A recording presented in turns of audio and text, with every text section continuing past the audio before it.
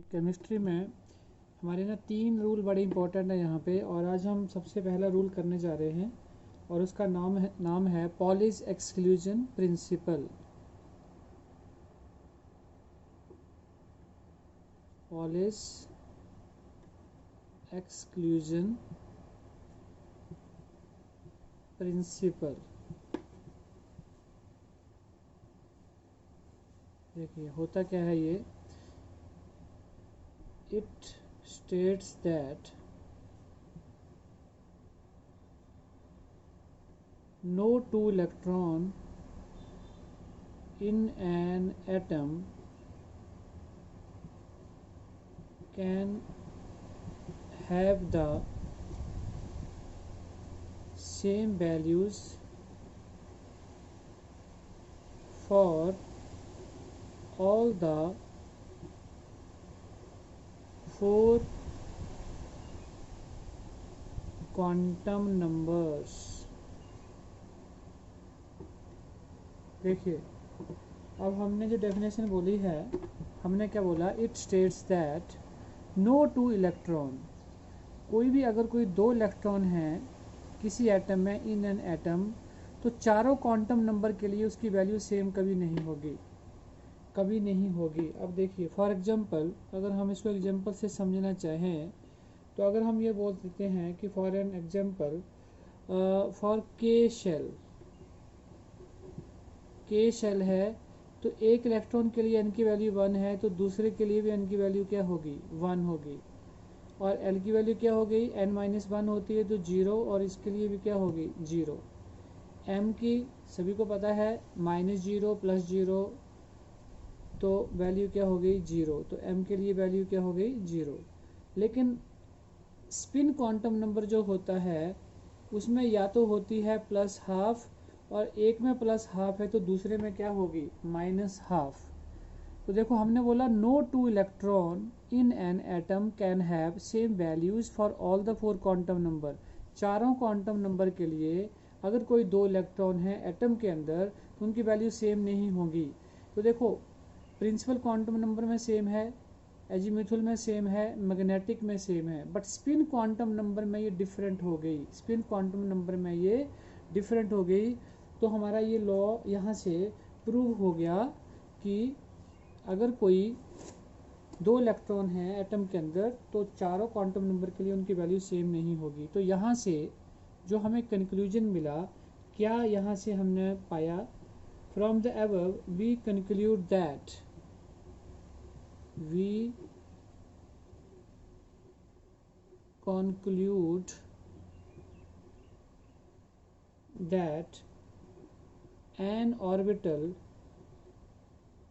an orbital can have maximum of 2 electrons। 2 ही electron होंगे किसी एक ऑर्बिटल के अंदर। और सबसे बड़ी बात, अगर मान लीजिए ये एक ऑर्बिटल है उसमें 2 इलेक्ट्रॉन होंगे, बट उनकी स्पिन हमेशा क्या होगी, ओपोजिट, एक की क्लॉकवाइज होगी तो दूसरे की क्या होगी, एंटी क्लॉकवाइज। तो हमें पॉलिश एक्सक्लूजन प्रिंसिपल से ये बात यहाँ से क्लियर हुई। अब बहुत सी ऐसी बातें हैं जो हम पॉलिश एक्सक्लूजन प्रिंसिपल से अभी हम आगे करते हैं कि यहाँ से हमें और क्या पता चलता है। तो थोड़ा आपने ध्यान देना है, कुछ पॉइंट्स हैं जो हमें मदद करेंगे आगे काम करने के लिए। तो देखो मैं यहाँ पे ना एक छोटे से आपको बताता हूँ।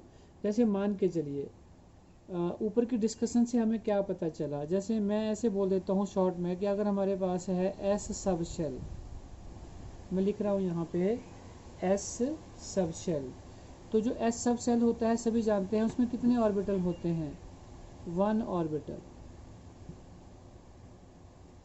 क्वांटम नंबर में हम पढ़ के आए हैं 1 ऑर्बिटल होता है। क्यों? क्योंकि एल की वैल्यू क्या होती थी, यहाँ पे 0 होती थी, और एम की वैल्यू भी 0 होती थी। तो एक ही ओरिएंटेशन होगी तो 1 ओरिएंटेशन होगी तो 1 ऑर्बिटल। और अगर 1 ऑर्बिटल है तो मैक्सिमम यहाँ पे कितने इलेक्ट्रॉन्स होंगे, 2 इलेक्ट्रॉन्स। हम ऐसे ही एक छोटा सा टेबल बना लेते हैं कि जैसे मान लीजिए हमारे पास है पी सब शेल। अब आपने बताना है मुझे कितने ऑर्बिटल होते हैं यहाँ पे, p सब शेल के लिए 3 होते हैं, 3 ऑर्बिटल्स। और अगर यहाँ पे 3 ऑर्बिटल हैं तो एक ऑर्बिटल मतलब एक डब्बे में 2 इलेक्ट्रॉन होते हैं, तो मैक्सिमम इलेक्ट्रॉन कितने हो जाएंगे यहाँ पे 6 इलेक्ट्रॉन्स हो जाएंगे। ऐसे जब आप कर देते हो यहाँ पे डी सब शेल, तो क्लियर हो रहा है यहाँ पे कितने ऑर्बिटल होंगे, यहाँ पे 5 ऑर्बिटल्स होंगे। तो टोटल नंबर ऑफ इलेक्ट्रॉन कितने होंगे यहाँ पे 10। तो ऐसे एफ सब शेल आ जाता है हमारे पास। तो एफ सब शेल में हम बोल देंगे यहाँ पे कि हमारे पास 7 ऑर्बिटल हैं और हमारे पास टोटल इलेक्ट्रॉन कितने आ जाएंगे 14 इलेक्ट्रॉन। तो ये बात सबको क्लियर हो गई कि हमने क्या किया यहाँ से। अब देखो यही चीज़ अब हम इसको ऐसे कर सकते हैं, अगर जैसे कंपटीशन एग्जाम में जब हमें क्वेश्चन आता है तो हम फास्टली भी एक फार्मूले के साथ इसको कर सकते हैं। तो आपने ये नोट डाउन कर लेना है, बिल्कुल हाईलाइट कर लेना है कि नंबर ऑफ ऑर्बिटल्स अगर आपको आते हैं कैलकुलेट करने को, नंबर ऑफ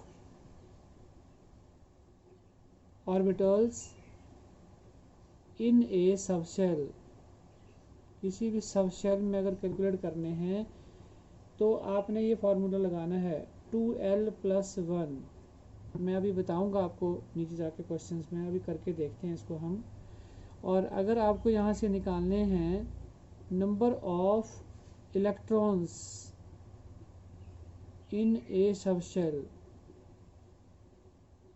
समझ लो क्या है फार्मूला 2 × 2l + 1। और इसको हम ऐसे लिख सकते हैं, इसको अंदर ले जाते हैं तो क्या आ जाएगा 4l + 2। तो ये फार्मूला आ गया हमारे पास 4l + 2। अब जैसे आपको इमीडिएट ऐसे ही क्वेश्चन आया, जल्दी से पूछा कि भाई बताओ l की वैल्यू 2 है, l की वैल्यू 2 है तो जल्दी से बताओ नंबर ऑफ ऑर्बिटल्स कितने होंगे। तो आपने यहाँ पुट करनी है। तो आपने क्या किया, आपने सीधा यहाँ पे 2 डाला तो 2 जा कितना हो गया 4 + 1। तो आप क्या बोल देंगे यहाँ पे जी 5 ऑर्बिटल होंगे। ज़्यादा नहीं सोचना पड़ेगा, ज़्यादा नहीं सोचना पड़ेगा कि 5 ऑर्बिटल होंगे। आपसे पूछा कि L की वैल्यू अगर 3 है तो आप बताओ नंबर ऑफ इलेक्ट्रॉन कितने होंगे। किसी भी सब शेल की बात कर रहे हैं हम, अभी हम आगे और बात करेंगे, सब शेल की बात कर रहे हैं। तो आपने L की वैल्यू यहाँ डालनी है तो कितना हो गया 12 + 2। तो आप बोल देंगे जी यहाँ पे टोटल इलेक्ट्रॉन्स कितने हो जाएंगे 14 इलेक्ट्रॉन्स होंगे। और वो 101% आपका सही होगा, बिल्कुल सही होगा आंसर। ठीक है, तो आप इसको ऐसे भी कर सकते हैं। अब मैं आपको और थोड़ा सा आगे लेके चलता हूँ। चलिए अब यहाँ पे हम एक चीज़ और देख लेते हैं, फिर से ध्यान देना। अब आपने हम कुछ समझने जा रहे हैं। और मान के चलिए मैं एक टेबल बनाता हूँ यहाँ पे, और एक टेबल है हमारे पास, यहाँ पे छोटा सा टेबल बनाते हैं। और उस टेबल में हमें यहाँ पे बोला है कि भाई n की वैल्यू है आपकी 2। तो l की वैल्यू क्या होगी इसके लिए, तो n - 1, तो हम बोलेंगे l 0 होगा और l की वैल्यू क्या होगी 1, l 1 और l 0। तो जब l 0 होता है तो सब शेल कौन सा होगा 2s सब शेल, 2s सब शेल ये हो गया। और l जब 1 होगा तो आप क्या बोलेंगे 2p सब शेल। अभी आपको समझाता हूँ कैसे आ रहा है ये। ठीक है, अब हम बात करते हैं m की। तो m की इसके लिए वैल्यू क्या होगी, m की वैल्यू होगी 0, क्योंकि l 0 है तो m की वैल्यू क्या हो जाएगी 0। तो एक ही ओरिएंटेशन हुई। तो अब हम बात करेंगे यहाँ पे ऑर्बिटल के बारे में पता चलता है, तो हम बोलेंगे जी 1 ऑर्बिटल है। और L1 के लिए m की वैल्यू क्या रहेगी -1 0 + 1, मतलब 3 ओरिएंटेशन हुई। अगर 3 ओरिएंटेशंस हैं तो ऑर्बिटल भी कितने हुए यहाँ पे 3 ऑर्बिटल हुए, 3 ऑर्बिटल हुए। तो टोटल ऑर्बिटल 1 और यहाँ पे 3, तो टोटल ऑर्बिटल हमारे पास कितने हो गए यहाँ पे 4 ऑर्बिटल। कितने हो गए 4 orbital.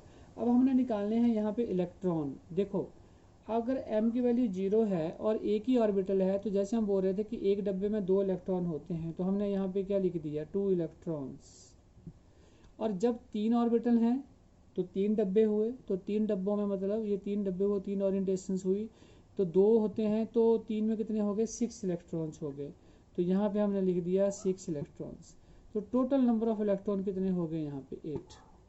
Total number of electron कितने हो गए यहाँ पे 8। और इसको आप एल शेल भी बोल सकते हो। अगर आपने शेल की फॉर्म में लिखना हो तो एल के के बाद क्या आता है एल, N1 के लिए के होता है और एन की वैल्यू 2 हो तो एल शेल होता है। तो ये तो देखो हमने इसको बड़ा डिटेल में किया तो हमें ये चीज़ पता चली कि हम इसको ऐसे कर सकते हैं। ऐसे अगर हमें एन की वैल्यू 3 दी हो तो हम एल की वैल्यू यहाँ 0 1 और यहाँ 2 भी आ जाएगी आगे, तो उसकी कैलकुलेशन करेंगे तो हमें नंबर ऑफ ऑर्बिटल पता चल जाएंगे और यहाँ से हमें नंबर ऑफ इलेक्ट्रॉन पता चल जाएंगे। तो हम क्या चाह रहे हैं यहाँ से, हम चाह रहे हैं कि हमें एक शॉर्ट मेथड पता चल जाए ताकि कंपटीशन एग्जाम में हम जल्दी से अपना आंसर कर सकें। देखिए मैं अब उसके ऊपर आ रहा हूँ। देखिए अब एक और टेबल बना रहे हैं। यहाँ पे हमारे पास है सेल सिंबल, जो भी हम बात कर रहे थे शेल का सिंबल KLMN, तो मैंने यहाँ पे लिख दिया KLM और M, ठीक है जी। और फिर मैंने यहाँ पे आगे लिख दिया शेल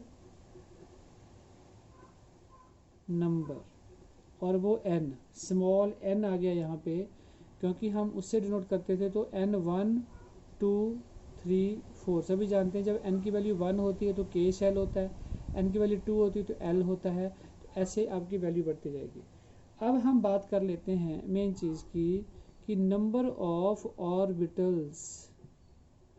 नंबर ऑफ ऑर्बिटल्स अगर हमने कैलकुलेट करने हैं तो यहाँ पे n की जगह हो जाएगा n स्क्वायर। अब 1 का स्क्वायर 1, 2 का स्क्वायर 4, 3 का स्क्वायर 9 और 4 का स्क्वायर कितना हो गया 16। अब हमारे से पूछ लेता है कोई कि आप बताओ जी नंबर ऑफ इलेक्ट्रॉन्स। अभी मैं आपको समझाऊंगा इसके बारे में। तो यहाँ पे आ गया 2n स्क्वायर, 2n स्क्वायर। अब देखो साथ में 2 जुड़ गया और साथ में n स्क्वायर, तो 2 और ये n स्क्वायर था तो ये वैल्यू कितनी आ गई 2, ठीक है। ये n स्क्वायर है ही और 2 के साथ मल्टीप्लाई कर दो तो कितना हो गया 8, इसको 2 से कर दो कितना हो गया 18 और इसको भी कर दो 16 को 2 से तो कितना हो गया 32। अब देखो ये भी हमारे पास एक बड़ा अच्छा टेबल बन के तैयार हो गया। यहाँ से हमें क्वेश्चंस आ सकते हैं पेपर में, हम इसको इजीली सॉल्व भी कर सकते हैं। अब ध्यान देना आपने कैसे हम कर रहे हैं यहाँ पे। अब देखिए आपसे हमने ना ऊपर बहुत बड़ी कहानी पढ़ी कि n की वैल्यू अगर 2 है तो हमें पूछा है कि नंबर ऑफ ऑर्बिटल बताओ। तो हमें ये पहले यहाँ जाना पड़ेगा फिर यहाँ जाना पड़ेगा तो हमें ऑर्बिटल पता चलेंगे।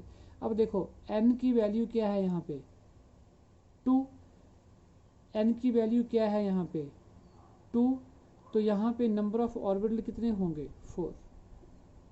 देखो ऊपर भी कितने हैं 4 और नंबर ऑफ इलेक्ट्रॉन कितने होंगे 8। n की वैल्यू अगर यहाँ है 3, देखो शॉर्ट में करना। अब हमने n की वैल्यू है यहाँ पे 3, तो आपसे पूछा जी नंबर ऑफ ऑर्बिटल बताओ, सीधा स्क्वायर कर दो क्या हो गया 9।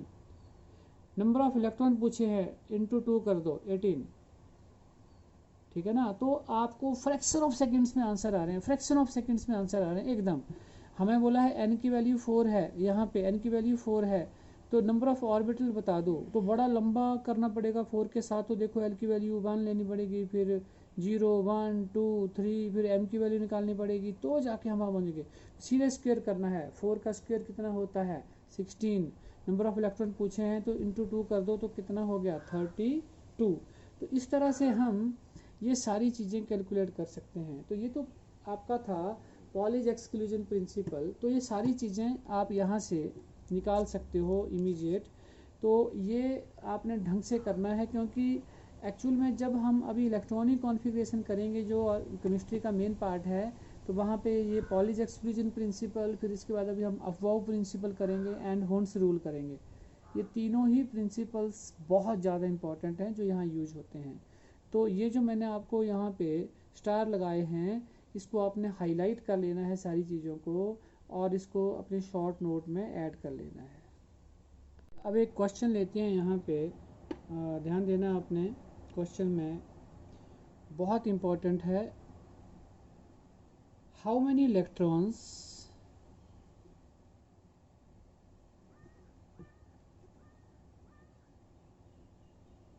how many electrons in a given atom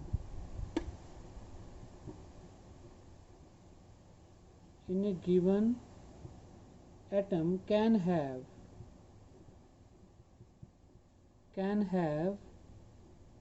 the following quantum numbers.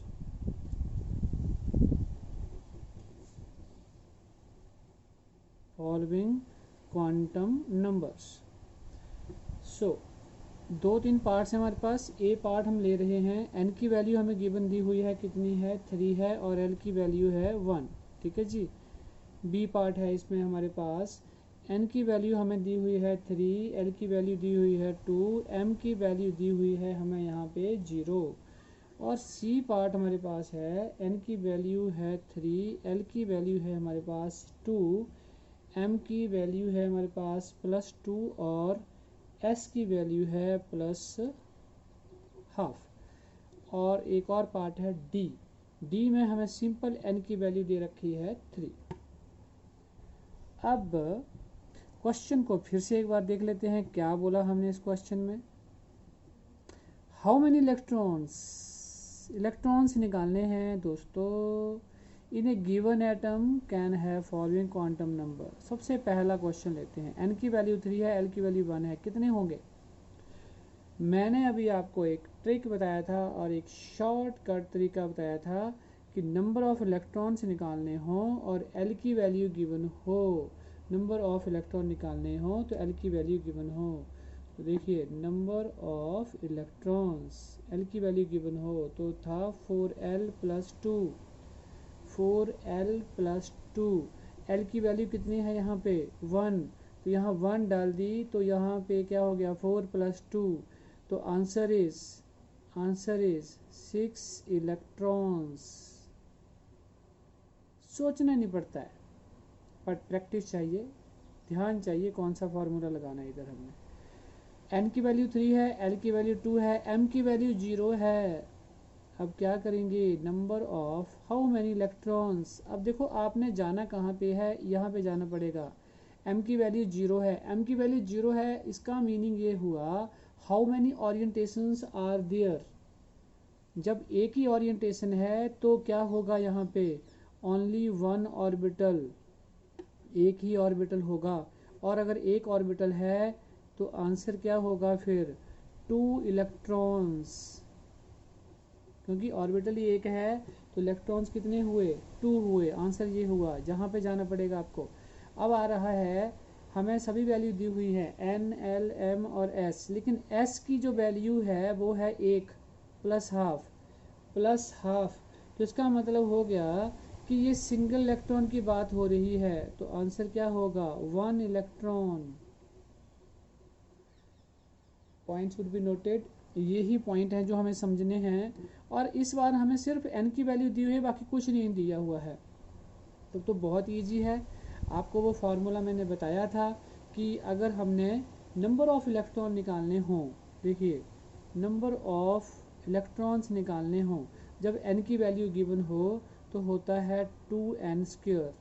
और जब हम बोलते हैं नंबर ऑफ ऑर्बिटल हमने निकालने हो तो हम बोलते हैं n². बस ये चीज़ें याद रखनी है आपने, ये छोटे छोटे पॉइंट्स हैं. तो 2n², तो जल्दी से क्या हो जाएगा 9 × 2 तो कितने हो गए 18 इलेक्ट्रॉन्स. तो आंसर इज 18 इलेक्ट्रॉन्स. तो बड़े छोटे क्वेश्चन हैं, लेकिन अगर हमें ये फार्मूले अगर लगाने नहीं आ रहे हैं, ध्यान नहीं है, तो हम ये गलत कर देंगे. वहाँ पे आंसर हमारा गलत हो जाएगा, कुछ और ही हम आंसर करके आ जाएंगे. सो कीप इन माइंड, इस चीज़ को देखना है. अब आपके लिए क्वेश्चन दे रहा हूँ, यहाँ पे छोटी सी जगह बची है, यहाँ पे एक छोटा सा क्वेश्चन आपको दे देते हैं कि आउट ऑफ दीज, या ऐसे बोल सकते हैं which of the following orbitals are not possible. give reason भी देना है आपने. पूछूंगा मैं आपसे, कमेंट बॉक्स में भी आप आंसर दे सकते हो या पूछ सकते हो. आपके पास है 1p 2s 2p 2d 3f। आपने बताना है इसमें से कौन से पॉसिबल हैं, कौन से पॉसिबल नहीं हैं, और कौन से पॉसिबल नहीं हैं उनका आपने रीज़न भी देना है कि वो पॉसिबल क्यों नहीं है यहाँ पे। ठीक है, चलिए अब हम स्टार्ट करते हैं हमारा सेकंड प्रिंसिपल। मैंने आपको बोला था 3 प्रिंसिपल हमारी केमिस्ट्री में बहुत इंपॉर्टेंट हैं इलेक्ट्रॉनिक कॉन्फ़िगरेशन को लिखने के लिए। पहला हमने किया है Pauli's exclusion principle, now Aufbau principle. Aufbau principle क्या बोलता है? It states that in the ground state of an atom the electrons enter the orbital of lowest energy. देखो ये चीज़ मेन है, जब भी कोई इलेक्ट्रॉन यहाँ पे एंटर करेगा, जब हम इलेक्ट्रॉनिक कॉन्फ़िगरेशन लिखेंगे तो कहाँ एंटर करेगा? In the lowest energy first, and subsequently electrons are fed into the order of increasing energies. फिर सीधे सीधे सीधे वो आगे बढ़ते जाएंगे। अब देखो एफबाउ जो था एक साइंटिस्ट का नेम नहीं था, और जर्मन में हम ये बोल सकते हैं कि जर्मन में एफबाउ का मीनिंग होता है कंस्ट्रक्शन, और कंस्ट्रक्शन हम किस चीज़ की करते हैं? बिल्डिंग की, बिल्डिंग की। तो यहाँ पे देखो the word Aufbau in German means building up. देखो इसका मीनिंग क्या था? Building up. जैसे हम एक बिल्डिंग के ऊपर दूसरी, तीसरी, चौथी, पांचवी, छठी ऐसे बनाते जाते हैं, तो इसको मीनिंग दिया गया बिल्डिंग अप। लेकिन यहाँ पे हम बात कर रहे हैं किस चीज़ की बिल्डिंग करनी है? हमने the building up of orbitals. हमने बिल्डिंग किसकी बनानी है? ऑर्बिटल्स की। और जो ऑर्बिटल्स अभी हम पीछे आपको बता रहे थे कि जो ऑर्बिटल्स होते हैं, जैसे मान के चलिए हमने एक ऑर्बिटल ये बना दिया, तो जो ऑर्बिटल्स होता है उसके बीच में हम किस चीज़ का फिलिंग करते हैं? इलेक्ट्रॉन्स की। ये तो it means the filling up of orbitals with electrons. तो इलेक्ट्रॉन्स के साथ हम इसको फिलिंग अप करेंगे। अब ये डिपेंड करता है कि कौन सा पहले फिल होगा, कौन सा पहले फिल होगा। तो देखो इसको भी करने के लिए अहवाउ रूल के साथ एक और रूल हम जोड़ देते हैं, और इसे हम बोल देते हैं N+L रूल। ये दिया था बोहर्सबरी ने, तो बोहर्सबरी रूल भी बोल देते हैं और N+L रूल भी बोल देते हैं। अब ये N+L क्या है देखिए, और हमें कैसे पता चलेगा? जैसे हम बात कर रहे हैं कि इसकी लोएस्ट एनर्जी है, किसकी ज़्यादा है किसकी कम है, हम कैसे पता लगाएंगे लोएस्ट एनर्जी का? तो वो हम N+L रूल अप्लाई करेंगे। यहाँ पे मान के चलिए हमारे पास यहाँ पे एग्जांपल हमने ले लिया, एक 2s है और एक हमारे पास है 2p ऑर्बिटल है। अब हमारे से पूछा किसकी एनर्जी ज़्यादा है, किसकी फीलिंग पहले होगी, समझ रहे आप, किसकी फीलिंग पहले होगी। तो अब हम यहाँ पे क्या लगाने वाले हैं? N+L rule, N+L rule. और यहाँ पे आपने इसको नोट डाउन कर लेना है कि जो हम एनर्जी की बात कर रहे हैं, energy is directly proportional to N+L। Energy is directly proportional to N+L। जितना N+L ज़्यादा होगा उतना ही देरी से वो फिल होगा। अब देखो हम इन दोनों की बात कर लेते हैं। चलिए एक छोटा सा काम हम और कर लेते हैं साइड में, जो हमने पहले भी पीछे कर रखा है। जब हम क्वांटम नंबर पढ़ते थे तो हम बोलते थे वैल्यू ऑफ L, और यहाँ हम बोल देते थे सब शेल। मान लीजिए ये हैं, तो हम बोलते थे 0 1 2 3। यहाँ पे हो गया S P D and F। अब देखो इन दोनों की अगर हम बात करते हैं तो ये सबको पता है, ये जो पीछे लिखा होता है यहाँ पे this is N। N means principal quantum number N। तो इसका N क्या आ गया? 2 प्लस S। देखो जब S होगा तो L की वैल्यू क्या होगी? 0। तो हम यहाँ कर देते हैं 0। तो इसका सम कितना आ गया? 2। यहाँ पे क्या है? N 2 और P। देखो P है तो L की वैल्यू क्या होगी? 1। तो यहाँ पे कर दिया 1। तो इट इज इक्वल टू 3। अब इन दोनों में किसकी वैल्यू ज़्यादा है? 3 ज़्यादा है, मतलब N+L किसका ज़्यादा आया है? 2p का। तो पहले फीलिंग किसकी होगी? 2s की होगी, और उसके बाद किसकी होगी? 2p की होगी। मतलब 2p की एनर्जी क्या हो गई? ज़्यादा हो गई इन दोनों से, 2s से। ठीक है, अब ये तो हमने एक छोटा सा एग्जाम्पल किया। कई बार हमें ना पेपर में क्वेश्चन आ जाता है, आपको एक ऑर्डर पूछ लिया जाता है कि बताइए यहाँ पे किसकी एनर्जी कम है, किसकी एनर्जी ज़्यादा है, तो आप करके बताइए। तो देखो हम जल्दी से इस चीज़ को करके देखते हैं। यहाँ पे मान लीजिए आपको वहाँ पे आ गया 1s, और यहाँ पे है 2s, फिर है 2p, फिर है 3s, फिर है 3p, फिर है आपका 3d, फिर है आपका 4s। ऐसे लिख रहा हूँ मैं कुछ भी, 4p, और यहाँ पे आ गया 4d, और यहाँ पे आ गया 5s। ये हमें बोल दिया कि आपने इनको अरेंज करके दिखाओ ऑर्डर में, किसकी एनर्जी कम है और किसकी एनर्जी यहाँ पे ज़्यादा है। तो अभी हमने जस्ट बोला कि हम एक रूल अप्लाई करेंगे N+L। N+L रूल अप्लाई करेंगे तो हम देखो इसको ऐसे बना लेते हैं यहाँ पे बॉक्स में, और इसका N+L निकाल लेते हैं सबका। तो क्या N+L आएगा वो हम यहाँ पे देख लेते हैं। देखिए जल्दी से करेंगे इस चीज़ को हम। n प्लस एल, मैंने बोला n ये है तो 1, और s की वैल्यू यहाँ दिख रही है 0, तो ये 0 इट इज इक्वल टू 1। यहाँ पे 2 और इसका 0, तो यहाँ पे क्या आ गया 2। यहाँ पे 2 और p की क्या होती है 1, तो प्लस 1, तो इट इज इक्वल टू 3। यहाँ पे 3 है और s की क्या होती है 0, इट इज इक्वल टू 3। यहाँ पे 3 और p की क्या होती है 1, यहाँ पे 1, इट इज इक्वल टू 4। यहाँ पे 3 और d की क्या होती है 2, तो प्लस 2, यहाँ पे आ गया 5। यहाँ पे 4 और s की क्या होती है 0, तो इट इज इक्वल टू 4। यहाँ पे 4 और p की कितनी होती है 1, तो यहाँ पे 1, तो कितना आ गया 5। यहाँ पे 4 और d की कितनी होती है 2, देख रहे हैं आप, तो यहाँ पे हो गई 6। और फिर हमारे पास है 5, तो 5s की होती है 0, तो इट इज इक्वल टू 5। तो हमने देखो ये बच्चे सारी वैल्यू यहाँ पे निकाल ली। बहुत ईजी था ये, बहुत इजी था निकालना। आप जब प्रैक्टिस करेंगे तो आपको एकदम ये आ जाएगा कि ये वैल्यू हमारे पास आ चुकी है n प्लस एल की। ठीक है जी, ये हमारा एक टेबल सा बन गया छोटा सा। अब हमारे से पूछा है कि इसको आप अरेंज करके दिखाओ, तो चलो हम इसको अरेंज करके दिखा देते हैं। अब आपने देखना है n प्लस एल किसका सबसे कम है। सबसे कम दिख रहा है हमें 1, साफ ही दिख रहा है यहाँ पे, तो हमारे पास आ गया 1s। ठीक है जी। अब हम बात करते हैं यहाँ पे 2 कोई और है नहीं है तो सीधा क्या आ गया 2। अब बात करते हैं हम यहाँ पे देखो 3 और 3, अब ये दो का ना इकट्ठा हो गया, इसका और इसका, क्योंकि दोनों की वैल्यू क्या आ रही है 3 और इसकी वैल्यू क्या आ रही है 3। अब यहाँ पे एक मेन चीज़ है, अब किसकी एनर्जी ज़्यादा होगी, जिसका वैल्यू ऑफ n ज़्यादा होगा। अगर n प्लस एल की वैल्यू सेम आ जाए तो क्या देखना है आपने, जिसकी n की वैल्यू ज़्यादा होगी। n यहाँ पे 2 है, यहाँ पे क्या है 3 है, तो पहले कौन आएगा 2p, फिर कौन आएगा 3s। बात समझ में आ गई। अब 4 की बात करते हैं। 4 हमारे पास एक ये है और एक ये है। अब इसमें 3p और 4s, तो n की वैल्यू किसकी ज़्यादा है, n की वैल्यू इसकी ज़्यादा है, तो फिर कौन आ गया 3p आ गया, और यहाँ पे हमारे पास 4s आ गया। अब बात करते हैं, देखो 5 हमारे पास 3 हो गए हैं, ये 1, ये 2 और ये 3, 5 वाले हैं ये। तो यहाँ पे आपने अगर बराबर हो गई है तो आपने n ही देखना है, इसका 3, इसका 4, इसका 5, सीधे आ गई है।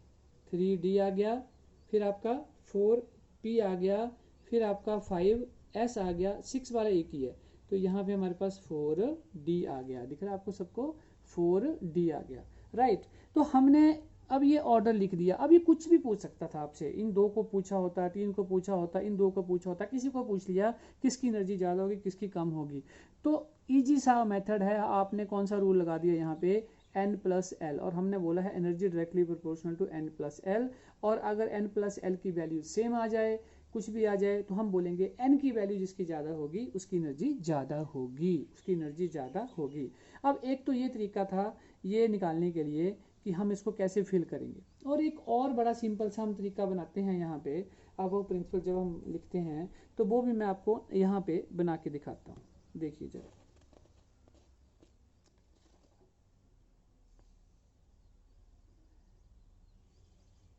देखेंगे जरा, देखो बड़ा सिंपल सा तरीका है। देखो आप लिखेंगे यहाँ पे 1s, फिर आप लिखेंगे यहाँ पे 2s के आगे 2p, 2 वाले में 2 2, 3s 3p और 3d। ठीक है जी, मतलब यहाँ पे 1, यहाँ पे 2, यहाँ पे 3, फिर 4s 4p 4d और यहाँ पे 4 हो गए 4f। ऐसे 5s, यहाँ पे 5p 6s, बाकी नहीं लिख रहा हूँ मैं, क्यों, क्योंकि अब हम समझाते हैं कैसे किया इसको हमने। देखिए यहाँ पे हमने ना ऐसे करके एक तीर मारना नीचे को, ये मारा तीर, देखो ये गया तीर सीधा। अब ये पीछे को आएगा, जो इसकी सेध में आते जाएंगे उसको हम लेते जाएंगे, ये ऐसे है।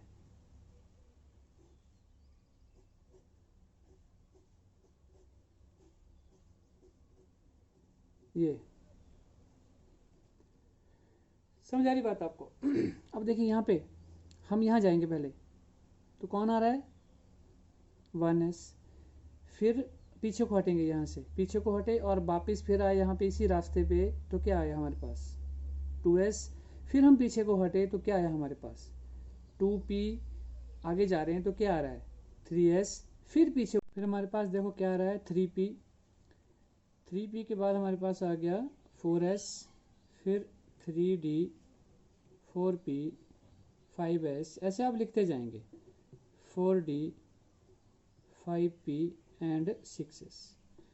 सो ये भी वही हमने रूल, अगर आप इसको n+l रूल नहीं लगाते हैं और डायरेक्ट इस मेथड से लिखते हैं तो यहाँ पे भी आप चेक कर सकते हो, यहाँ पे n+l रूल के अकॉर्डिंग ही हमने इनको यहाँ पे अरेंज किया हुआ है। तो इसकी हम ऐसे फिलिंग कर सकते हैं कि इसकी पहले ये यहाँ पे इलेक्ट्रॉन जाएंगे, फिर यहाँ पे जाएंगे, फिर यहाँ पे जाएंगे, तो ये ऐसे आगे से आगे जाता जाएगा। ठीक है, अब ये सबको क्लियर हो गया। ठीक है जी, यहाँ से आप अब निकाल सकते हैं, जब भी आपको कोई ऑर्डर आए तो आप निकाल सकते हैं। अब यहाँ पे हमारे हुंस रूल का एक एक्सेप्शन केस है, हम इसको एक्सेप्शन बोलेंगे, वो आपने नोट डाउन कर लेना है। मान लीजिए हमारे पास H एटम है, हाइड्रोजन है, या हमारे पास है He पॉजिटिव या लिथियम पॉजिटिव पॉजिटिव। तो ये क्या हो गए, ये कौन है, they are single electron system, single electron है यहाँ पे। और जब ऐसा होता है सिंगल इलेक्ट्रॉन सिस्टम अगर होगा तो यहाँ पे आपने याद रखना है कि energy directly proportional to n होगी। And in this case we can not apply Aufbau principle, Aufbau principle हम यहाँ पे एफबाउ प्रिंसिपल को अप्लाई नहीं कर सकते, not apply, not apply Aufbau principle. ठीक है, तो बस सिंपल ये याद रखना है आपने कि सिंगल इलेक्ट्रॉन सिस्टम में एनर्जी जो है वो n के बेस पर हम देख सकते हैं, मतलब n के ऊपर ही डिपेंड करेगी। ठीक है, अब हम तीसरा रूल ले रहे हैं यहाँ पे। अभी आपसे बात हुई थी, पहला हमने किया था पॉलिज एक्सक्लूजन प्रिंसिपल, दूसरा किया था एफबाउ प्रिंसिपल, और अब हम तीसरा ले रहे हैं हुंस rule. Most important, electronic configuration अगर लिखनी हो तो इस रूल का भी बहुत बड़ा योगदान है यहाँ पे, हुंस रूल। अब देखो हुंस रूल को पहले तो हम लिख लेते हैं कि ये बोलता क्या है, उसके बाद हम समझते हैं यहाँ पे। सो क्या है, according to this rule, according to this rule electron pairing, electron pairing will not takes place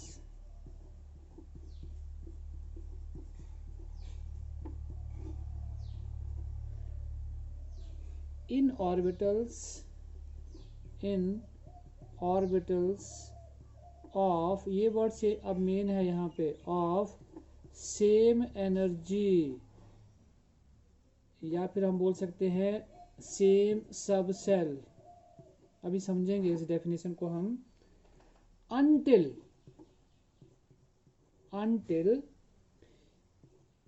each orbital is singly filled। देखिए डेफिनेशन के ऊपर थोड़ा कंसंट्रेट करो। देखो हमने बोला क्या है बेसिकली, देखो अगर हम सीधा सीधा समझें तो हुंस रूल हमें बताता क्या है कि इलेक्ट्रॉन्स को ऑर्बिटल में भरना कैसे है। ठीक है, अंदर कैसे भरे जाते हैं, कैसे वो इलेक्ट्रॉन किसी भी ऑर्बिटल में एंटर करेंगे। तो अकॉर्डिंग टू दिस रूल, ये रूल हमें क्या बोल रहा है, according to this rule electron pairing नहीं होगी, विल नॉट टेक्स प्लेस, और कहाँ पे, in orbitals of same energy या सेम सब सेल। अभी बात करेंगे until each orbital is singly filled, जब तक हर एक ऑर्बिटल जो है वो सिंगली फील्ड हमारा ना हो जाए। ओके चलिए, अब हम ना एक सिंपल सा वो लेते हैं। अभी आपने अबव प्रिंसिपल किया था तो वहाँ पे हम ये बनाते थे 1s, फिर हम बोलते थे 2s 2p, 3s 3p, 3d 4s 4p, बहुत इतना सही। देखिए ऐसे करके हम बनाते थे नीचे को।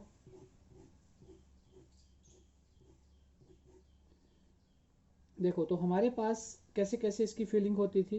देखो सबसे पहले हमारे पास क्या आता था, यहाँ पे क्या आ रहा है, ये ऐसे करके हम बना देते थे।